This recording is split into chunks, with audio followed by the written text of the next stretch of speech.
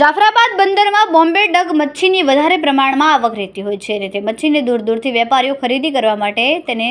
આવીને ચૂકવીને વેચવી પડતી હોય તે મચ્છીની સિઝનની શરૂઆતથી અત્યાર સુધીમાં અનેકવાર પલળી ગઈ અને તેને દરિયામાં ફેંકવી પડી ત્યારે ફરીથી છેલ્લા 3-4 માસથી પડી રહેલ કમોસમી માવઠાએ માછીમારોની કમર તોડી નાખીને મોંઘા ભાવનું ડીઝલ બરફ સાથે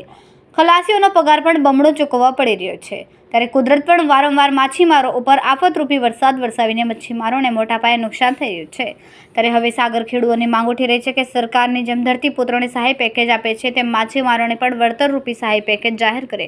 તેવી માંગણીઓ કરવામાં આવી રહી છે। જાફરાબાદ કોળી સમાજ બોર્ડ પ્રમુખ હમીરભાઈ સોલંકી આજે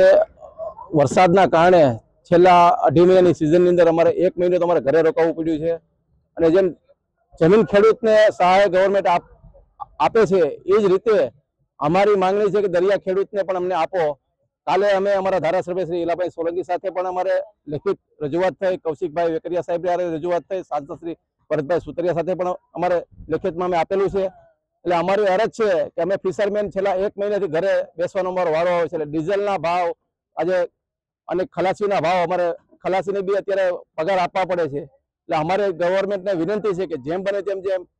જેમ દરિયા ખેડૂતને પણ અમને આમાં કાંઈક સહાય રૂપી ફૂલની તો ફૂલની પાખડી તરીકે અમને આપો કારણ કે અત્યાર સુધીનો રેકોર્ડ છે કે કોઈથી દરિયા ખેડૂતને આ રીતે સહાય આપી નથી એટલે જેમ જમીન ખેડૂતને આપવામાં આવે છે એવી જ દરિયા ખેડૂતને સહાય આપે